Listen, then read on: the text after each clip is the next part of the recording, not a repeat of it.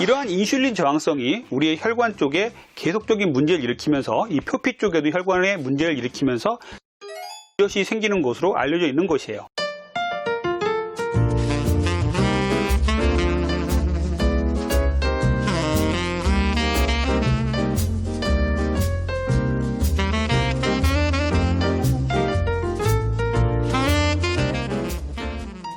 안녕하세요. 다이어트 멘토 닥터리TV 원장 이진복입니다. 오늘은요, 피부에 이런 증상이 있으시면 비만을 조심하세요 라는 주제로 찾아뵈었습니다. 과연 피부에 어떤 문제가 있으면 비만과 연관이 많을까요?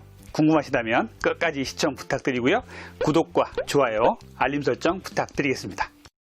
자, 여러분들 목이나 겨드랑이, 사타구니 이런 곳에 쥐젖이라는 것을 본 적이 있을 것입니다. 이 쥐젖이 많은 분들은요, 비만할 가능성이 높다고 합니다. 이것은 그냥 한간의 속설이 아니고요, 논문이나 연구로 증명된 바가 있으니까요, 오늘 이 내용 잘 한번 들어주시길 바랍니다. 쥐젖이란 각질 형성 세포와 악요질 섬유의 증식으로 생긴 섬유상피 양성 종양입니다.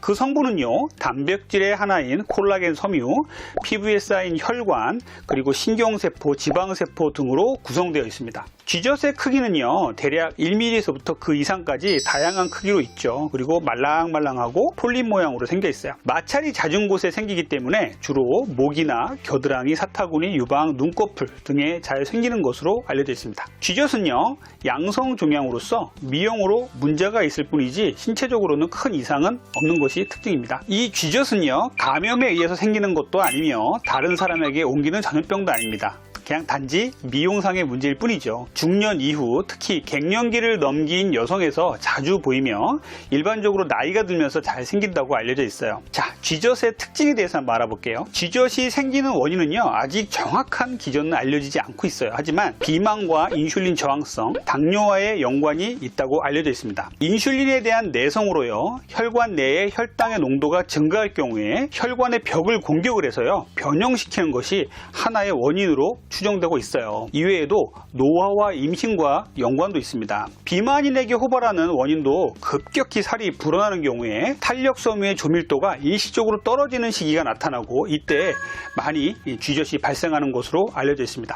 피부의 외형을 유지하는 탄력 섬유가요, 노화나 외부 충격에 의해서 손상되는 경우에 그 자리를 삐짓고 연성 섬유종이 발생할 가능성이 높다는 것이죠. 임신한 여성 역시 특정 부위의 피부가 팽만해지면서 우리가 쥐젖이 생기는 것으로 알려져 있고요. 또한 중년 여성, 폐경기 이후의 여성도 갑작스러운 체중 증가로 인해서 이런 쥐젖이 생길 수 있다고 되어 있고, 또 남성보다 여성이 더 많이 발생하는 것으로 되어 있습니다. 자, 쥐젖과 인슐린의 저항성에 대해서 말씀을 드릴게요. 쥐젖과요, 인슐린의 저항성은요, 아주 긴밀한 연관이 있다고 알려져 있습니다. 이 쥐젖과 인슐린 저항성, 비만, 당뇨와의 연관성은요, 여러 연구에 의해서 밝혀진 바가 있습니다. 최근 한 논문에 발표된 2010년 연구에 의하면요, 여러 개의 쥐젖이 인슐린 저항성, 높은 체질량 지수, 그리고 높은 중성지방과 연관이 되어 있다고 알려져 있습니다. 우리가 쥐젖을 일으키는 인슐린 저항성에 대해서 다시 한번 짚어보고 넘어갈게요. 정상 대사 과정에서는요, 혈당이 상승하게 되면 췌장의 베타세포에서 인슐린이 분비가 됩니다. 인슐린은요, 근육세포나 지방세포, 간과 같은 조직이 포도당을 흡수해서 에너지로 사용하게 만들어줌으로써 혈당을 낮추게 하는 것이죠. 인슐린의 역할은요, 포도당을 세포 안으로 저장해주는 역할을 하는 것입니다. 그런데 인슐린 저항성이 생기면요, 인슐린이 포도당을 세포로 운반하는 기능을 제대로 못하게 되는 것이에요. 그래서 인슐린의 저항성을 가진 사람들은요, 같은 양의 인슐린이 분비되어도 혈당을 정상 수준으로 맞출 수가 없는 것이죠.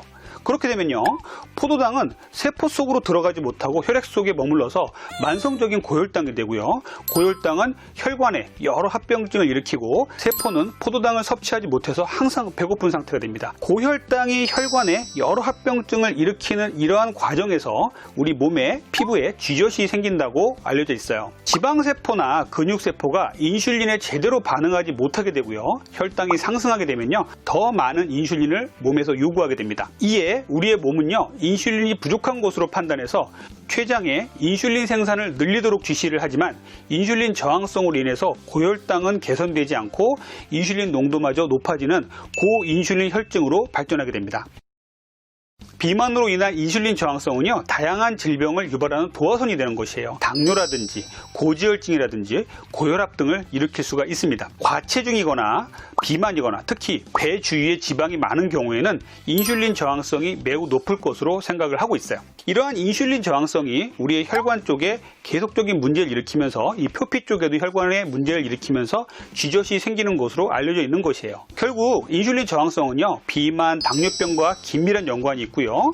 인슐린 저항성과 이 쥐젖과도 긴밀한 연관이 있는 것이에요. 따라서 현재 당뇨병이 없거나 비만이 아닌 분들도요, 내가 쥐젖이 상당히 다른 사람보다 많다라고 한다면 내가 혹시 인슐린 저항성이 있는 사람이 아닌가라고 한번 고민을 한번 해보셔야 됩니다. 그래서 이런 쥐젖이 많은 분들은요, 절대로 살찌시면 안 돼요. 살찌는 것을 주의하셔야겠죠. 그리고 내가 살이 좀 쪄 있는데 쥐젖이 많다고 생각하면 인슐린 저항성이 일정 정도 와 있구나라고 판단하셔도 되겠습니다. 그래서 이런 분들은 더욱더 체중 관리에 신경을 쓰셔야 돼요. 오늘 제가 말씀드리는 쥐젖이 많은 분들은요, 비만에 조심하라는 이런 내용들 꼭 기억해 주셨으면 좋겠고요. 우리가 인슐린 저항성과 우리 몸의 혈관의 문제들은 긴밀한 연관이 있다. 그리고 이러한 혈관의 문제들은 쥐젖까지도 우리 표피에서 만들 수 있다라는 것들을 꼭 기억해 주셔서 다이어트, 체중 관리에 신경을 써주셨으면 좋겠습니다. 이상 오늘은요, 피부에 쥐젖이 많은 분들은요, 비만에 주의하십시오 라는 주제로 찾아뵈었습니다. 다음번에는 더 좋은 내용으로 찾아뵙겠습니다. 이상 여러분의 다이어트 멘토 닥터리였습니다. 감사합니다.